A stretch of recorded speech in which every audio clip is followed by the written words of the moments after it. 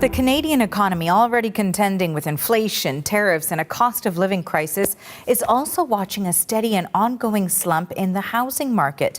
Thousands of condos are left unsold. The Canadian Mortgage and Housing Corporation says about 2,500 new condos are sitting empty in Metro Vancouver. That's double what it was last year. The Canadian economy, already contending with inflation, tariffs, and a cost of living crisis, is also watching a steady and ongoing slump in the housing market. And in Toronto, the CMHC says the weakening condo market appears to have similarities to the crash of the early 90s. Escalating costs from material and labor are some of the factors behind this market. When it comes to home ownership in this country, many analysts say there have been several key turning points over the past few years that have slowly pushed Canada into what they now call a period of lasting unaffordability. So to help us understand some of the other factors behind this trend, I'm now joined by Murtaza Haider. He is the Executive Director of the Cities Institute at the University of Alberta. Thank you so much for joining us. My pleasure. Well, you just heard about what we're hearing from the CMHC in the Greater Vancouver area, in the Metro Vancouver area, and also in Toronto. I want to expand this conversation to the rest of Canada as well. What are we seeing across this country when it comes to housing? Thousands of condominiums are sitting unsold across major cities. According to the Canadian Mortgage and Housing Corporation, about 2,500 newly built condos are currently empty in Metro Vancouver, which is roughly double the number from last year. I think there are a variety of trends going on. There's a stronger recovery one sees in terms of prices in eastern parts of Canada. But then in places like Ontario, especially Toronto, and to the very west in Vancouver or British Columbia, you see a bit of struggle in the markets in their march towards recovery.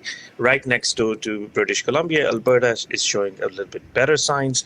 So it's not just one market, it's a collection of markets, and they are all in a different place in the recovery cycle. Canada is standing close to what some fear could become a housing meltdown, as mortgage payments jump sharply for homeowners who bought at the very top of the market. Power of sale listings are rising quickly across Ontario, sending waves of concern through communities. Behind the headlines, missed payments are increasing, and many condo owners are losing large amounts of money. So in terms of that recovery cycle, when do things look to be getting better, or perhaps some might say worse? This crisis is not just talk. It is real, and many believe it is only beginning. In Toronto, the CMHC has pointed out that the weakening condo market is starting to look similar to the downturn seen in the early 1990s. Rising construction costs, including higher prices for materials and labor, are part of the reason the market has slowed so much. I think it would have been a great year, this year, 2025, if the electoral outcomes in the United States were any different. All predictions and forecasts for the housing markets all the way up to November of last year were that 2025 would be a recovery year. So let's talk about what is actually happening in Canada right now, because the data is no longer quiet. The numbers are becoming impossible to ignore.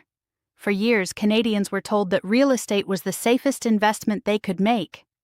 The message was simple: buy a home, stretch your budget if needed, lock in a low interest rate, and let time increase the value. But then came the President Trump's tariffs and the economic uncertainty, and that has delayed the recovery and maybe have pushed it forward by a year or more. And so the consensus amongst economists is that if the economic turmoil somehow disappears and there's some stability that returns, and at the same time we see a decline in mortgage rates so people's affordability improves. Between 2020 and the middle of 2022, interest rates were at historic lows. Mortgage rates between 1.5% and 2% felt incredibly affordable, almost like borrowing money for free. In provinces like Ontario, especially in Toronto, and in British Columbia, particularly Vancouver, then you would see a return of the buyers in a larger number and they would be buying more. Right now, it's a buyer's market. There's a lot more supply out there, and people who are looking for deals, this is a good time to enter the market. The recovery has been slow and uneven. Some markets are struggling more than others. Meanwhile, Alberta has shown slightly stronger signs of stability compared to those regions. This shows that Canada does not have one single housing market. Instead, it has many local markets, each at a different stage of the cycle. You know, when we look at some of the comments from Canada's Mortgage and Housing Corporation, and they say that the Toronto region has some parallels, what we're seeing in the condo market there has some parallels to the crash of the early 1990s. What are some of those parallels, and might it end differently? During the low-rate period, buyers rushed in. First-time buyers felt pressure to act quickly. Investors jumped at opportunities. Families upgraded to larger homes. There was a strong belief that if you did not buy immediately, you would never be able to afford a home in the future. I think there are less of parallels, if you ask me, now with the 1990s than before. Because remember, when the markets crashed in 1989, 1990, the mortgage rates were 18%, 20%. Interest rates were very high. It was a very different regime, and the causes of the downturn were quite different. It was an economic recession brought about by a very heavy cost of borrowing. For a while, that belief seemed true. Prices climbed rapidly. Bidding wars became common. Condos that once took months to sell suddenly received multiple offers within days. Banks approved large mortgages because, on paper, buyers qualified. They passed the stress tests, had steady income, and the monthly payments looked manageable at those low interest rates. And at the same time, and now if you move forward, what we see today, that slowdown in the markets is essentially a result of economic instability brought about by the tariffs and on again, off again tariffs. So there are parallels, and the parallels are that you have a large inventory of unsold product and a moderate demand, but those parallels end there. The reasons for why markets are slow now are quite different from the reasons before. But now the situation has changed. Real estate agents are seeing listings sit on the market much longer than before. Properties that once would have sold in days are now taking weeks or even months. Inventory levels have grown significantly, with some areas reporting 7 months of supply, something not seen in many years. Buyers now have more options and are taking their time. Sellers can no longer demand the high prices they once did. If a property does not stand out, it struggles to attract attention. Even now, even with the higher mortgage rates, you're looking at 4.5%, 5%, and they are 1/3 of the mortgage rates in the 1989 or early 90s. So yes, there are parallels, but there are also the determinants of this decline are quite different from the past. Sellers are being forced to adjust expectations and accept that the market is no longer in their favor. The biggest shift is happening during mortgage renewals. Many homeowners who locked in 5-year fixed mortgages in 2020 and 2021 are now facing renewal at much higher rates. The low rates that once made payments comfortable are gone. Some homeowners are seeing their interest rates double, triple, or even increase 4 or 5 times compared to what they started with. That means hundreds or even thousands of dollars more per month for the same house and the same loan. They are not getting anything new or better. They are simply paying more to carry the same debt. With so much inventory available and fewer active buyers, prices are under pressure. According to CMHC data, mortgage delinquency rates have risen from 0.139% in the first quarter of 2020 to 0.24% in the third quarter of 2025. So what sort of impacts might we see from what we're seeing in the housing market? What could be the impact in different parts of the country, and also when it comes to Canada's housing crisis? While 0.24% may still appear low, the increase represents roughly a 60% rise. What matters is not just the level, but the direction, and the direction is upward. Delinquency does not happen suddenly. Before someone officially misses payments for 90 days, there are months of financial strain. Savings are drained. Credit cards are used more heavily. Lines of credit expand. Families cut spending wherever possible. Vacations are canceled. Home renovations are postponed. Every extra dollar goes toward covering the mortgage. When even that is not enough, lenders begin to act. So the thing is that you have to realize that when housing prices go down, buyers walk away from the markets. They don't come to the market when prices are falling. Buyers return when prices are rising. And that's just human nature. You don't want to buy an asset that's losing value. In Ontario especially, there has been a noticeable rise in power of sale listings. This process is different from foreclosure in the United States.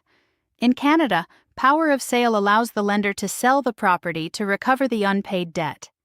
From the bank's perspective, it is an efficient legal tool. From the homeowner's perspective, it is often the final step before losing their home. At the same time, developers are warning about a possible construction slowdown.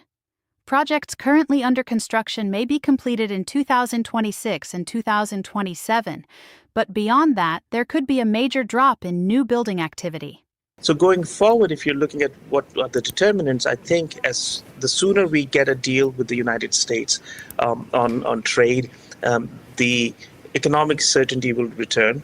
And as economic certainty will return and the mortgage rates continue to decline, and then there will be greater confidence amongst the buyers. Right now, people are just sitting on the fence, looking at the job market, looking at the economic uncertainty, looking at the mortgage rates. Many believe that the mortgage rates are going to decline in the near future, and hence they are withholding their purchase. They are thinking that as the rates go down even further, then they will enter the market maybe later in the year. Fewer sales mean fewer new projects. That could result in job losses, reduced investment, and fewer new homes delivered in 2028 and 2029. Although provincial governments have introduced laws intended to help builders free up cash and speed up projects, the construction industry is asking for more support. Builders are requesting tax relief at both the provincial and federal levels to lower development costs. So the April-May market for 2026, all else being equal, looks brighter than what we are seeing today. So that was sort of my final question, or leads into my final question on the forecast. You know, when we're talking about next spring, that's one thing to look ahead to. Do you think there will be more certainty once a trade deal has been reached? And what sort of certainty or stability to the housing market could that bring? They argue that many taxes and fees are passed directly to buyers, making homes even less affordable. However, consumers are sending a clear message through their spending decisions. Even with some tax adjustments and lower material costs, many buyers still believe prices are simply too high. Distressed sales can have wider consequences than many people realize. When a home is sold under financial pressure at a lower price, that sale becomes a new benchmark for the neighborhood. A lot rests right now on the lack of certainty in the market. So the sooner we get to it, the sooner we are able to have a definitive deal, so that we can start planning our economy and we can start determining what we are going to export and what we are going to consume locally, and that would determine. And at the same time, remember that the federal government has put a big blockage in the demand for new housing. So foreign students, there were almost 600,000 foreign students were coming to Canada, and there were about 1 million temporary workers who were coming to Canada, and that has all stopped. So not only that we have this economic uncertainty, we also have a significant decline in demand for housing, which is because of the way we have stopped foreign workers and students. So this cycle will continue until such time that the demand resumes, and also when more favorable economic conditions prevail. Many factors playing into this. Thank you so much for your time and for explaining it. My pleasure. Thank you. That is Murtaza Haider. He is the Executive Director of the Cities Institute at the University of Alberta. Real estate values are often based on comparable sales.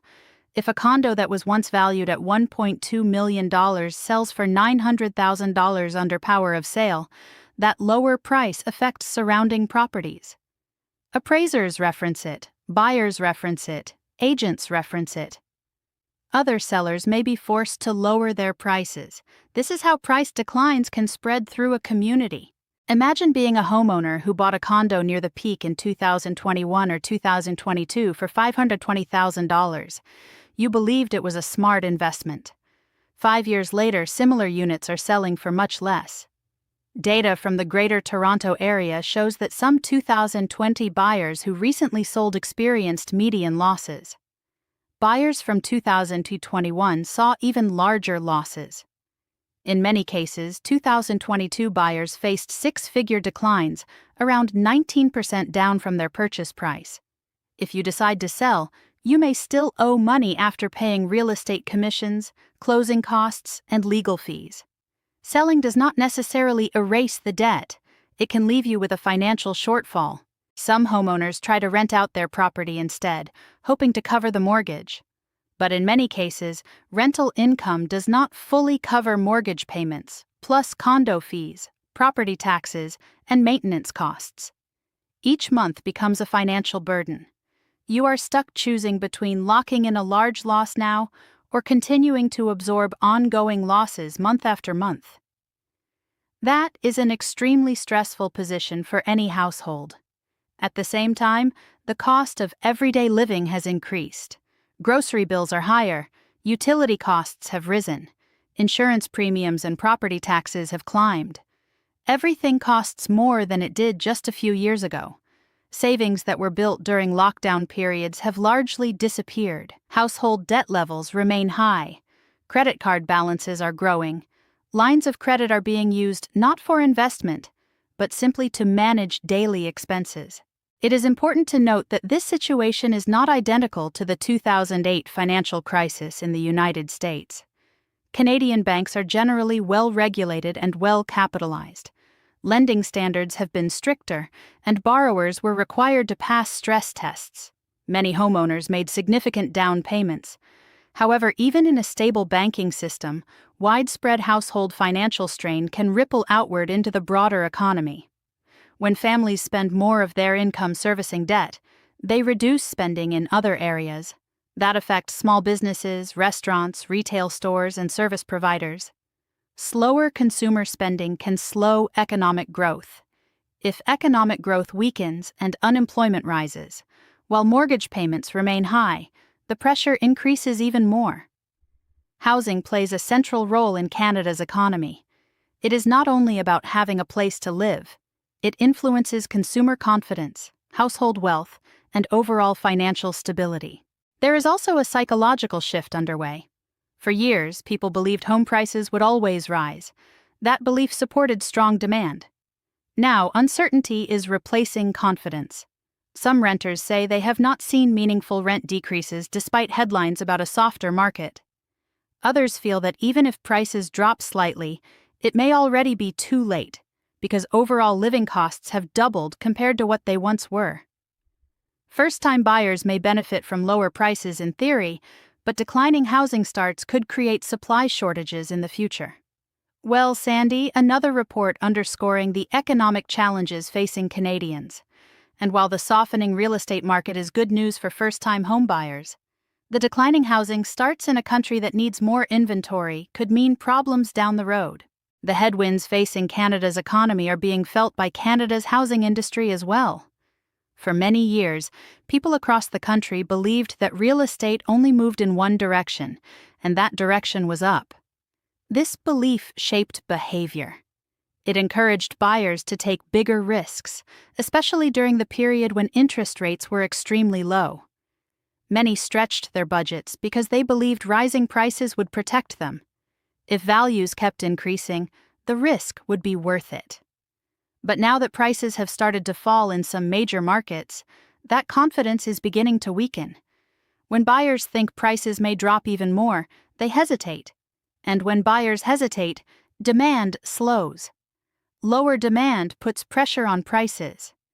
Falling prices then create negative equity for some homeowners, and that can feed into a continuing cycle of decline. On top of this, the broader economic environment has become more uncertain. Trade tensions and global instability have made people more cautious about investing, and that caution has clearly affected housing activity. According to a recent housing outlook from the Canada Mortgage and Housing Corporation, new home construction is expected to decline gradually through 2028. That means fewer projects starting in the near future, even though Canada still faces a long-term housing shortage. Meanwhile, mortgage renewals continue to arrive in waves. Every month, more homeowners reach the end of their fixed-rate terms and are forced to renew at higher rates than they originally signed. Some borrowers manage the increase by tightening their budgets or refinancing. Others extend their amortization period to lower monthly payments. But stretching amortization comes with a cost. It reduces pressure today, but increases the total interest paid over time. It is essentially trading short-term relief for long-term expense. For some homeowners, refinancing is not even an option. If their property value has dropped, appraisals may come in lower than expected. Lower valuations shrink equity and reduce financial flexibility. When equity falls, options become limited very quickly. Developers are also facing growing challenges. Construction costs remain high, demand has weakened, and unsold inventory has increased in some cities. Condo construction is expected to be particularly weak in the coming years. Reports suggest that rising unemployment, modest income growth, and slower population increases are also weighing on the housing market. These broader economic factors combine to create a slower and more fragile environment overall. And here's a difficult reality many people are starting to recognize. Financial systems are designed to protect lenders first. If a borrower stops making payments, the property will eventually be sold. If the sale does not cover the full loan amount, the borrower may still owe the remaining balance. This is why the simple advice to just sell if you can't afford it does not always make sense. In a falling market, selling may not solve the problem. Instead, it can reveal deeper financial damage. What Canada appears to be facing is not necessarily a sudden crash, but a long period of adjustment. Many experts believe the housing market may go through a slow reset rather than a dramatic collapse. Prices could drift lower in certain segments, transaction volumes may remain low, lending conditions could tighten, and confidence may take years to fully rebuild. Markets often correct gradually rather than through one dramatic event. But slow corrections come with their own costs. When housing becomes uncertain, people delay major life decisions. Families postpone upgrading to larger homes. Workers become less mobile because selling could lock in losses. The traditional housing ladder slows down or even freezes. All of this connects back to one key factor. The ultra-low interest rate era created massive borrowing. When borrowing costs were near zero, debt expanded quickly. That leverage boosted gains while prices were rising, but it now increases pressure as prices weaken. Real estate professionals are already seeing signs of strain. Some sellers of newly built homes are losing deposits when they cannot complete purchases. Others who bought pre-construction condos years ago are now trying to sell at a loss. The market conditions they expected when they signed contracts no longer exist. While today's slowdown is painful, the lack of new housing starts could create future supply problems. Fewer homes built today may lead to shortages later, adding another layer of complexity to the long-term outlook. When cheap borrowing fueled rapid growth, the effect spread throughout the economy. Now the reverse is happening. Higher rates are amplifying financial stress. Canada is not collapsing overnight, but it is dealing with the consequences of years of debt-driven expansion. Rising mortgage delinquencies, more power of sale listings, and renewal shock are all signs of that adjustment. Many condo owners are already absorbing significant losses, sometimes reaching six figures. And when distressed sales occur, they influence surrounding property values, pulling down entire neighborhoods through comparable sales. Looking further ahead, the drop in housing starts could have a delayed impact. Some analysts believe the slowdown in construction will become more visible in a few years. As projects currently underway are completed, fewer new ones may replace them. That could eventually reduce supply growth, even if demand returns. But for now, these developments are not theoretical. They are real trends emerging in real time. The main question is not whether the housing market will survive, but how many households will face financial damage before stability returns. Some homeowners will manage to adapt. They may restructure debt, cut spending, or refinance and move forward. Others will accept losses and reset their financial plans. But some will lose properties they once believed were guaranteed investments. Each new mortgage renewal notice that arrives forces another household to confront reality. And yet, there are still factors that support the long-term housing outlook in Canada. The country continues to face a structural housing shortage, and population growth has historically supported demand. These fundamentals provide some level of support even during downturns. Still, the shift happening now is hard to ignore. The era of cheap money has ended, and its consequences are unfolding gradually. Housing has always played a major role in Canada's financial and cultural identity. For decades, rising home values acted like a forced savings plan for millions of families. Home equity helped fund education, businesses, renovations, and retirement. When that engine slows, the psychological effect can be just as powerful as the financial one. Falling prices can shake confidence, even if the broader system remains stable. There is also a generational angle to consider. Younger buyers who entered the market near peak prices are now facing a much different reality than they expected. Many were told real estate was a safe path to wealth. Now they are dealing with higher payments and uncertain values. Older homeowners who built wealth during earlier cycles may feel more protected, but they are not completely immune. A weaker housing market can still affect retirement plans, investments, and overall financial security. Economic uncertainty has also played a role in delaying recovery expectations. Earlier forecasts suggested that the housing market might rebound sooner, but global political and economic developments have complicated that outlook. Trade tensions and policy shifts have introduced new volatility, making recovery slower than previously predicted. Many economists now believe that meaningful improvement will depend on several stabilizing factors coming together at the same time. A cooling housing market does not exist in isolation. It influences lending behavior, construction planning, and investor decisions across multiple industries. The next phase will depend heavily on stability in key areas such as employment, interest rates, and consumer confidence. Without stability in these core areas, uncertainty can last longer than expected. Housing markets are deeply tied to broader economic health, so recovery is rarely simple or immediate. At this moment, Canada appears to be standing at an important turning point. The slowdown we see today is largely connected to economic instability and shifting global conditions. In some ways, there are parallels to previous periods of adjustment, such as high inventory combined with moderate demand. But every cycle has its own unique triggers and outcomes. What is clear is that the housing market is in the middle of a reset. Households are adjusting expectations, and the idea of effortless gains is fading. What remains is a reminder that markets move in cycles, and every cycle eventually demands accountability.